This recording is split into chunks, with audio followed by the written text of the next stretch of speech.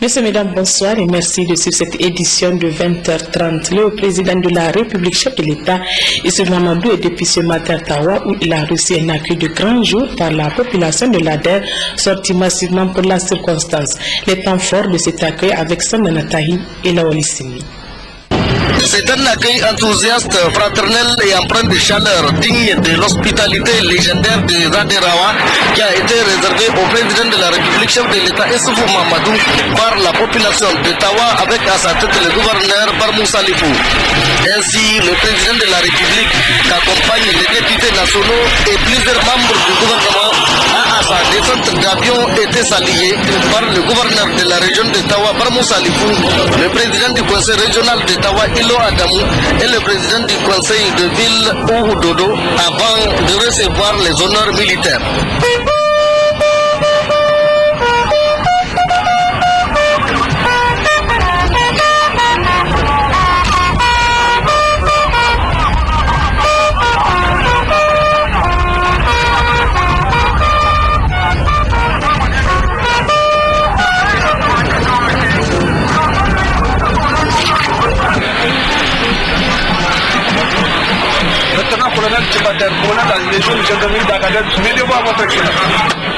Lieutenant-colonel Ismaël Anjadam, commandant 42e BA. Mes devoirs, excellence.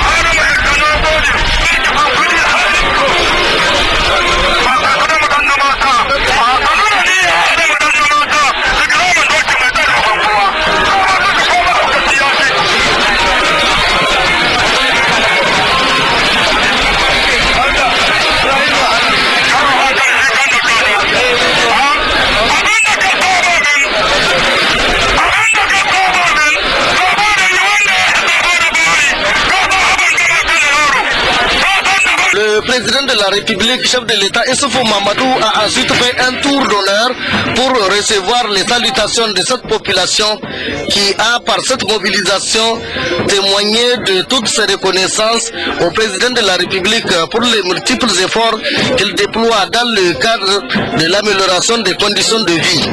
Les troupes artistiques et culturelles de la région de Tawa étaient également de la partie.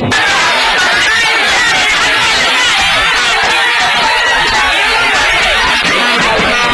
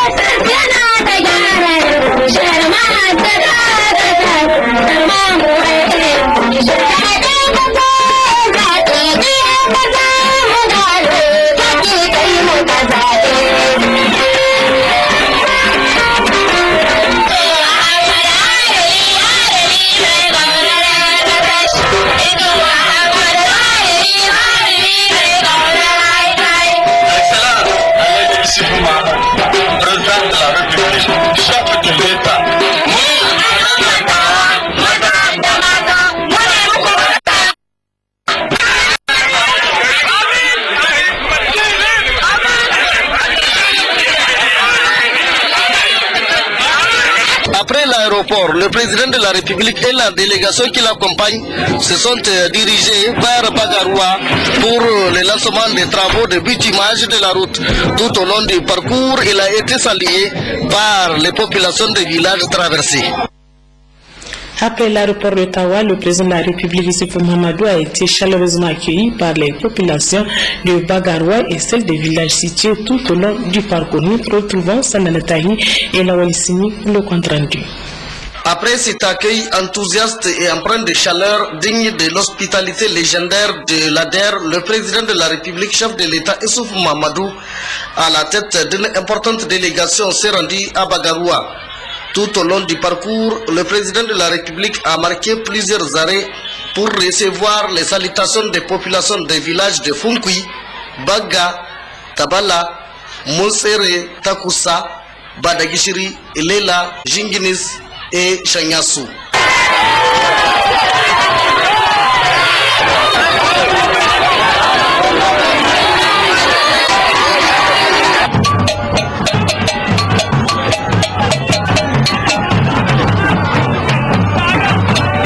Ces populations, brandissant pancartes, banderoles et scandant des slogans favorables au président de la République et à son programme de renaissance, se sont agglutinés aux abords de la route pour saluer les chefs de l'État et lui témoigner de toute leur reconnaissance quant aux efforts qu'ils ne cessent de déployer pour améliorer leurs conditions de vie.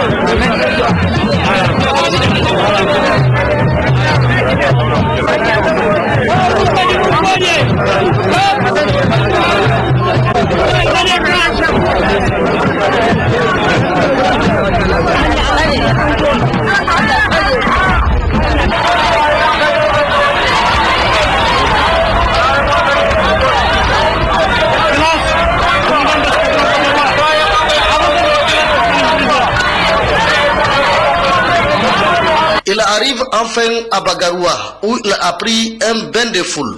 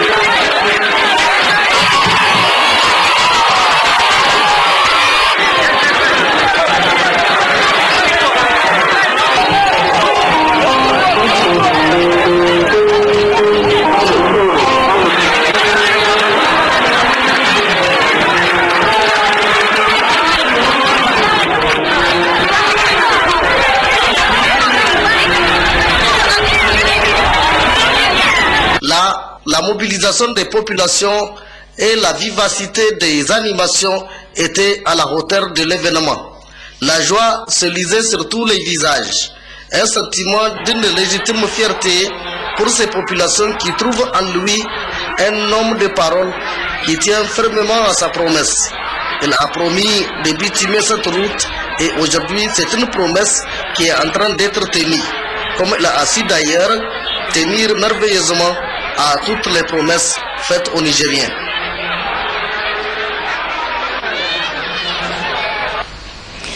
Le président de la République, chef de l'État, Issoufou Mamadou, est depuis ce matin l'hôte des populations de la région d'Ottawa. Le chef de l'État a procédé au lancement des travaux de la route Ilela-Bagaroua. Nous y reviendrons dans nos prochaines éditions. Ainsi dit, sachez que le président de la Commission électorale nationale indépendante CENI a réceptionné cet après-midi un important lot de matériel électoral. Ce matériel électoral estimé à 891 millions de francs CFA provenant du panier commun constitue l'appui des partenaires techniques et financiers dans le cadre de l'organisation des élections générales de 2016. Ouattara Moussa, Taï Hassan pour plus de précisions. Les partenaires techniques et financiers toujours aux côtés du Niger dans l'organisation des élections générales de 2016. C'est un important lot de matériel électoral d'une valeur de 891 millions de francs CFA qu'ils ont remis à la CENI. Les moments que nous vivons actuellement au Niger constituent des moments extrêmement intéressants, non seulement pour le pays, mais pour la communauté internationale qui appuie les actions de développement humanitaire au niveau du Niger. Et ces semaines dernières, nous avons vécu aussi des moments intenses de préparation des élections. Nous voudrions modestement contribuer au niveau de cette cérémonie où nous allons remettre à la Commission nationale électorale indépendante un don d'un montant de 891 millions de francs CFA résultant de la contribution de différents partenaires au niveau du panier commun. Je voudrais souligner particulièrement la contribution de la Suisse pour 1,7 million de francs suisses, la contribution du Luxembourg pour 500 000 $, la contribution du PNUD pour 3 millions de dollars, cela fait à peu près 4,9 millions de dollars qui constitue notre contribution au niveau du panier commun. À cela s'ajoute 500 000 $ du Fonds pour la consolidation de la paix. Mais je voudrais souligner et me réjouir du fait que ces élections au Niger ont été en très grande partie financées par les finances publiques du Niger, montrant l'importance que les autorités nationales accordent à la démocratie et à la construction d'institutions crédibles dans ce pays, à même de légitimer des institutions pour prendre à bras le corps les importants défis que ce pays connaît. Le lot que nous livrons aujourd'hui est composé d'encre indélébile, d'encre sèche, composé aussi de scellés, composé de tampons qui peuvent être utilisés dans ce cadre, et enfin de divers matériels qui peuvent permettre de conduire des élections transparentes dans ce pays. Je voudrais conclure en souhaitant que ce pays connaisse des élections paisibles, transparentes, crédibles, inclusives, participatives, et que les citoyennes et les citoyens de ce pays, jeunes et vieux, hommes et femmes, puissent s'exprimer pour construire un Niger prospère, dans la paix et en voie dans la bonne trajectoire du développement économique et social pour construire le bonheur de chaque citoyenne et de chaque citoyen. Le président de la Commission électorale nationale indépendante de remercier alors vivement ses partenaires pour leur appui afin que ces élections générales Niger 2016 se passent dans les conditions souhaitées. Dans le cadre de l'organisation de ces scrutins, voudrais-je remercier vivement les partenaires techniques et financiers que vous représentez ici pour avoir bien voulu appuyer la CENI à travers cet important lot de matériel. C'est dire si cet appui, combien précieux, vient à point nommé. Du reste, il faut rappeler et souligner pour s'en féliciter que nos partenaires tels que le PNUD, le Japon, l'Union européenne, le Luxembourg, la Suisse ont toujours été à nos côtés dans le financement des élections.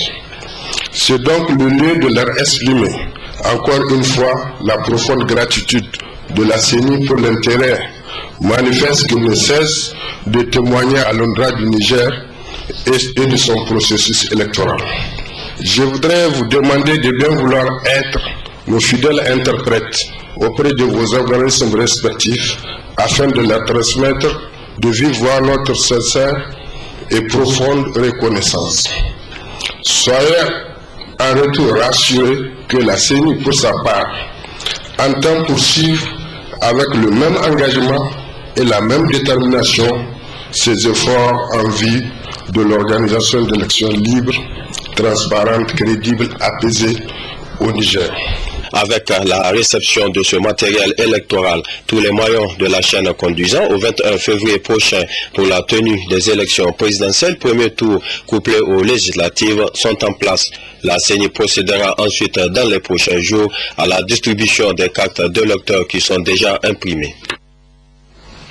Et puis ce communiqué de la Commission électorale nationale indépendante CENI, communiqué relatif à la distribution des cartes d'électeurs. La Commission électorale nationale indépendante CENI porte à la connaissance des acteurs électoraux de l'ensemble de la population nigérienne, et en particulier les citoyens inscrits sur les listes électorales à l'intérieur ou à l'extérieur du pays que la distribution des cartes d'électeurs débutera le 21 janvier 2016 et s'achèvera le 20 février 2016, délai de rigueur.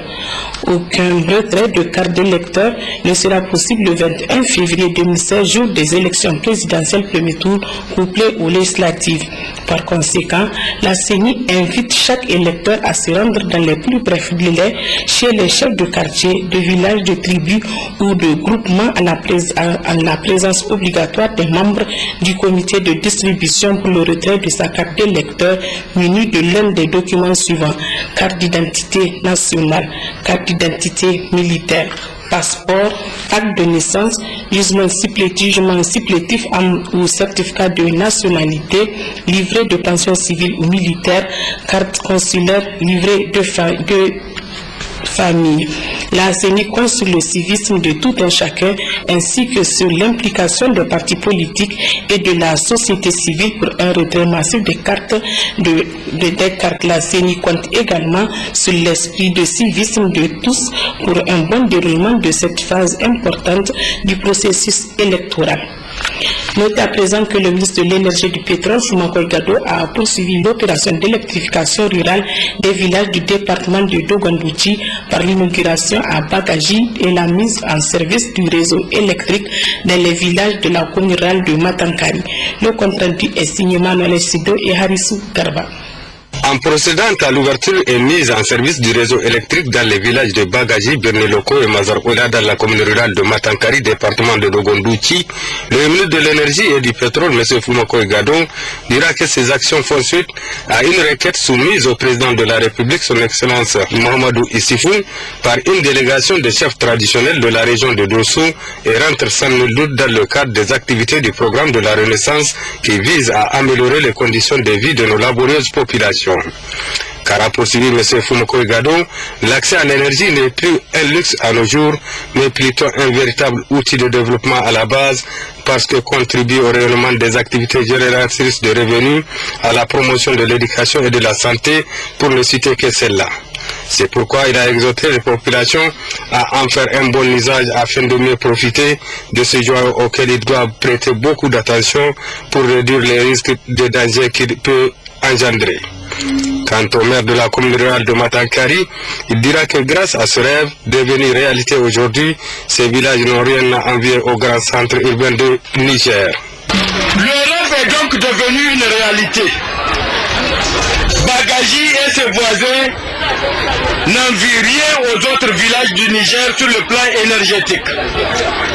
Car pour ceux qui ne le savent pas encore, les efforts dans ce domaine ne sont pas seulement électriques. Il y a aussi l'éclairage de plusieurs de nos villages avec le système lampadaire par l'énergie solaire. Mesdames et messieurs, s'il est vrai que l'énergie est le palier sur lequel se repose le développement socio-économique, d'une communauté, il est indéniable à compter de ce jour que nos populations ont amorcé leur développement, leur épanouissement.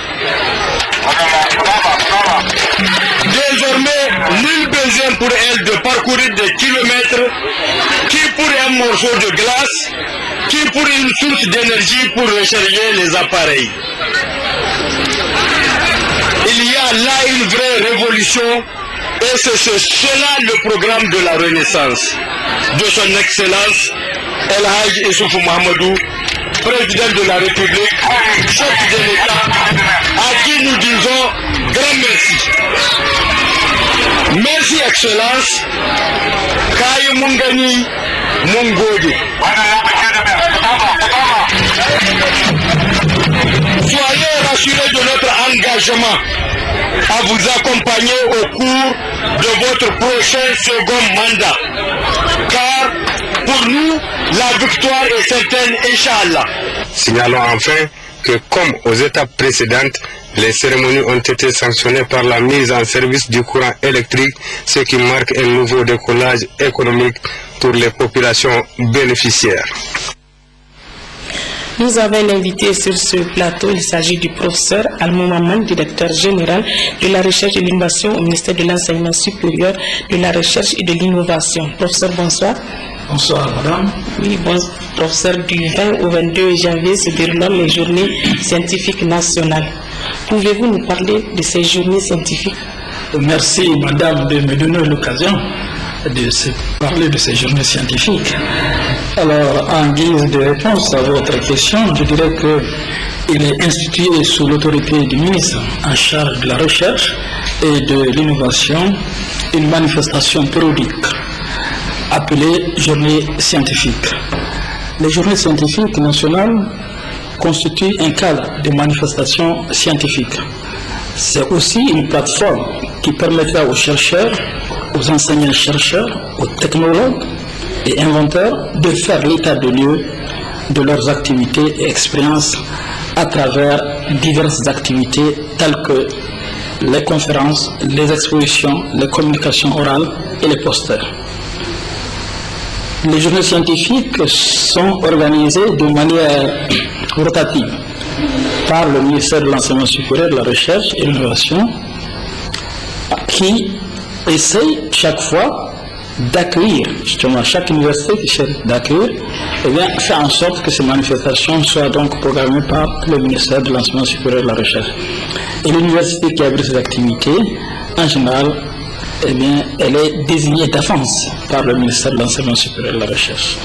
Voilà quelques éléments de réponse, madame. Professeur, quels sont les objectifs visés à travers l'organisation? Alors, les objectifs visés par rapport à ces journées, madame, merci de me donner encore l'occasion de répondre à un certain nombre d'objectifs que visent justement ces journées scientifiques.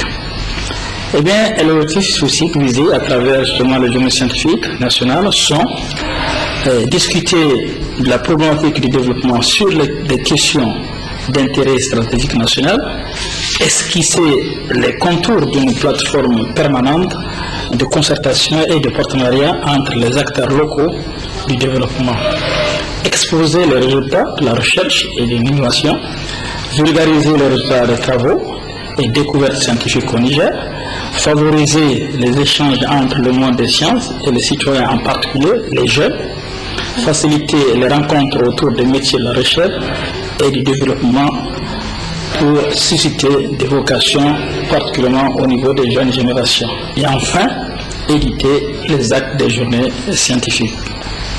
Professeur, juste une dernière question.